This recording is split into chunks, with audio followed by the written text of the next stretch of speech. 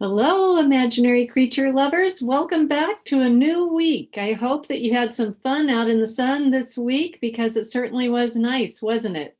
Well, I hope where you were it was sunny anyway. I hope that you enjoyed last week's story and welcome back to a new story. This week is maybe a story you've heard about before, but it is another story that involves one of our favorite people that we learned about last week, which is Athena.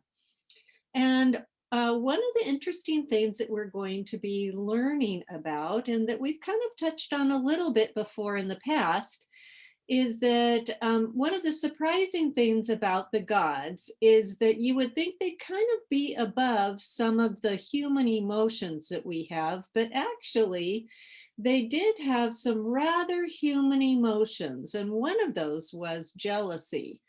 And so, if people started to get kind of uppity and feeling like they were better than the gods, that was called hubris. And there's the word that we want to think about today. And hubris is the idea of having excessive pride or self-confidence. So if you kind of thought you were a bag of chips and all that and better than anybody else at something, well, the gods considered that to be a sin. And so they thought, well, you know what? We're going to have to put you in your place and teach you a lesson. So this story today is about that, about somebody that got to be too prideful in what she thought she could do. And the goddess Athena said, I think I'm going to have to teach you a lesson. So I'm going to share the screen first before we read the story. And I wanted to show you where this story takes place. This is a map of the world, and this is the United States where we live. And where we live in the United States is way up here in the top corner of the United States, the top western corner. And if we go all across the Atlantic Ocean and across Europe, and here's Italy, and then down here you see is Greece. And if I kind of do that and click on it, you'll see that I can make it bigger. And part of the Mediterranean Ocean over here, this part is called the Aegean Sea. And so in Greece, close to the Aegean Sea, is where our story is going to take place today. So I'm going to see if I can go back here to, oh, I know, I'm just going to click on this. And then this is where our story will start. There was once an ancient city that lay across the Aegean Sea from Greece, and in that city dwelt a certain maiden, Arachne by name. Though her parents had been very poor, Arachne brought wealth and comfort to their little cottage through her great skill in weaving and embroidering. Such beautiful things she did not fashion from her wool, and so graceful did she look as she worked in her spindle that the lords and ladies came from every part of the land to see her at her work and to purchase the products of her loom.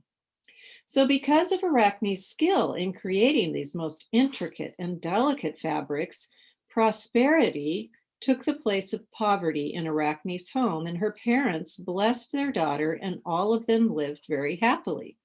So because of her work, they were not poor anymore. They got to be quite wealthy. Now, this cheery state could have continued had not the maiden fallen victim to her own pride and listened too earnestly to the praises that were showered upon her for her skill with the loom and the needle. Even the nymphs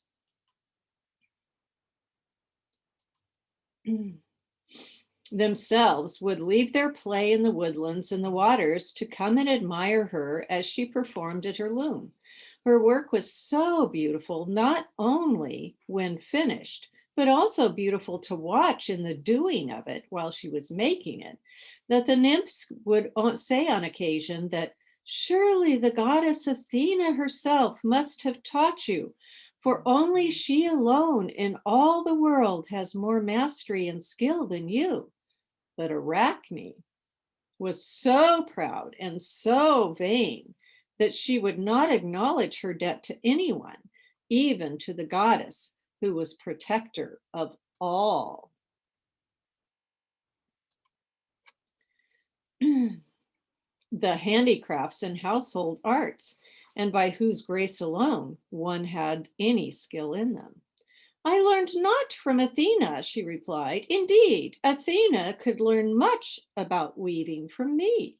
If she thinks her work is a match for mine, Arachne boasted, let her come here and be put to the test.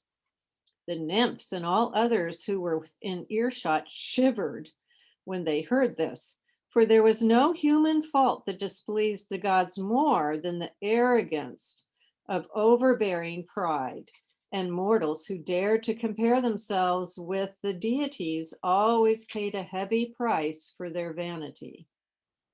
It so happened that mighty Athena heard Arachne's bold words, and she was so astonished that she decided to visit this mortal maiden to see what she meant by her boast.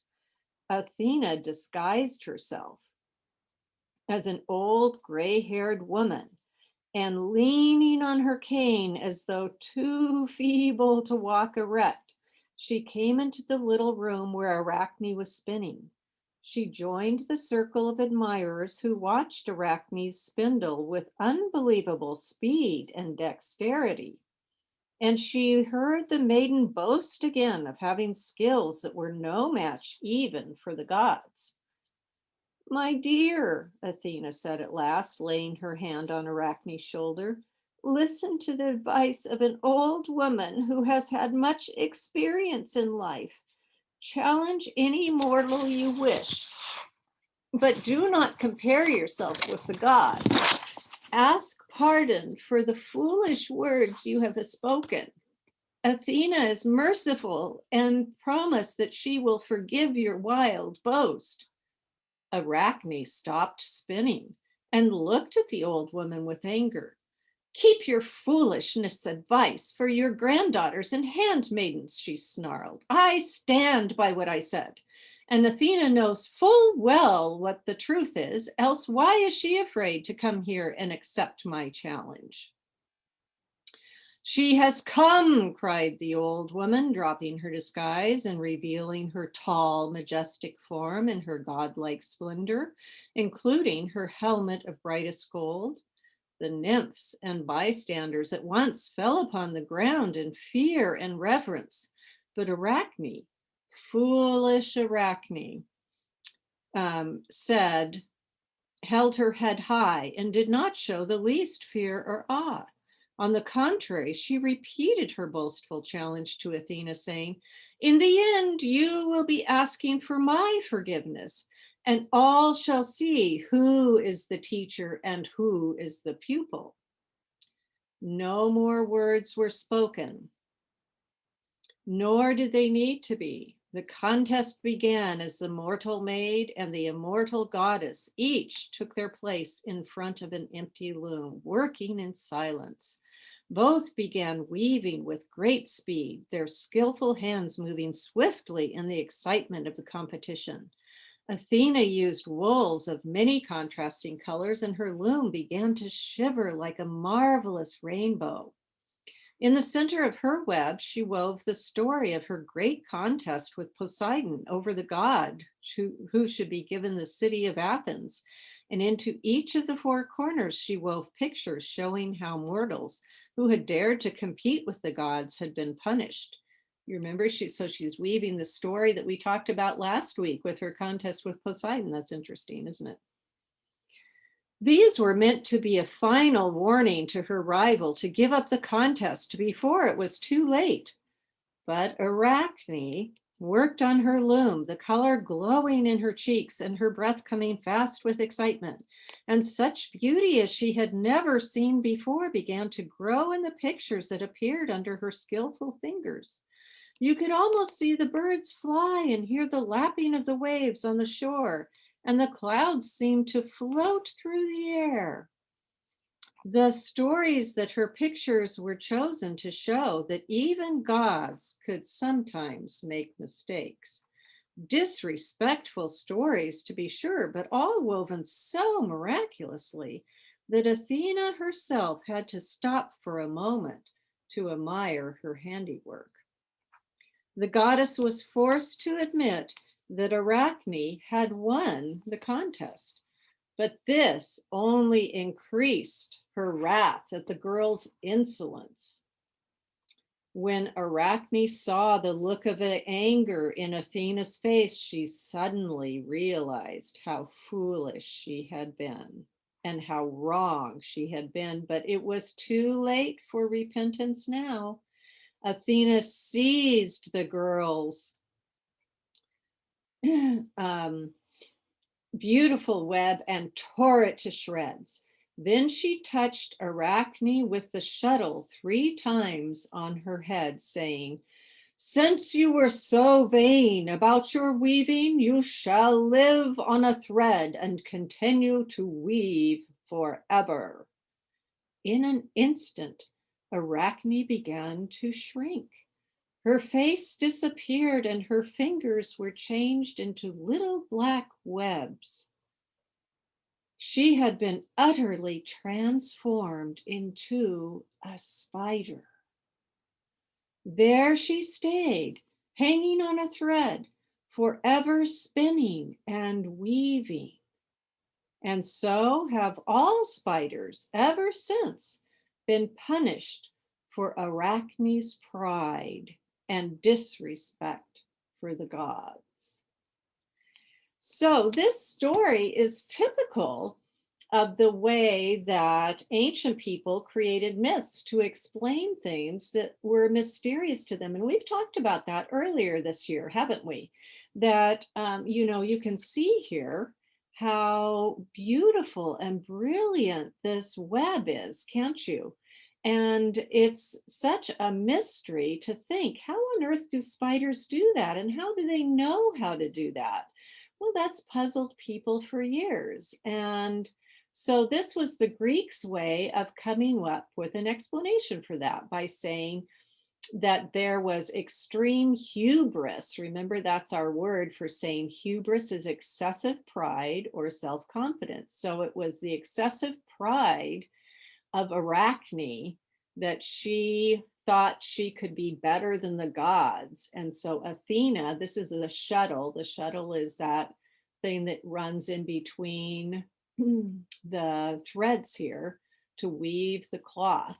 And so when she touched her 3 times on her head is when she started to turn into a spider.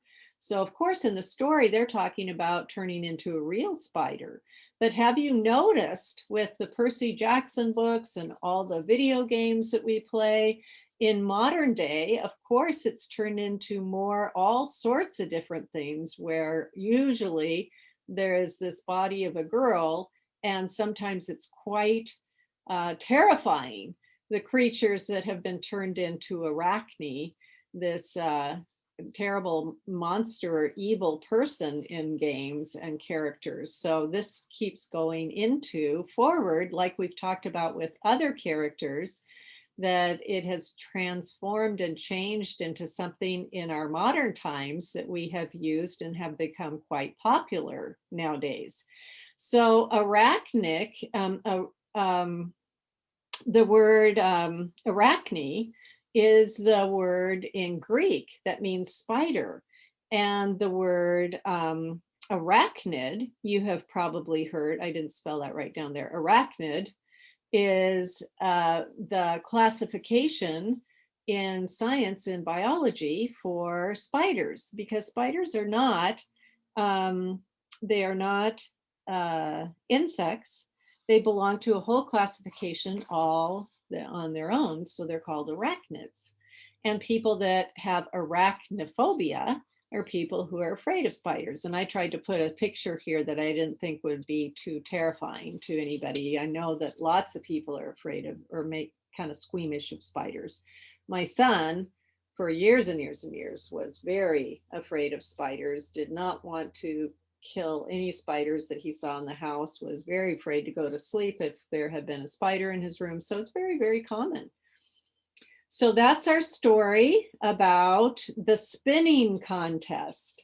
Now, the next thing that you can do is I found, and this goes along with how things have changed these days to all sorts of forms of talking about spiders. I found a fun art project that you can do, a drawing of a spider, but it's a Minecraft spider. So I thought that would be a fun thing for you to get a chance to do. So look at the link down below and you will see a fun drawing that you can tackle and have fun with this week of a Minecraft spider that you can draw. So have fun with that. Hope you have a great week this week. Have a good time with your activities. And if you do a Minecraft spider, then I hope that you share it with us so that we can all see the fun art that you do. I always love seeing your artwork. So if you do the Minecraft spider, make sure that you share it with us. Have a great week. See you later. Bye.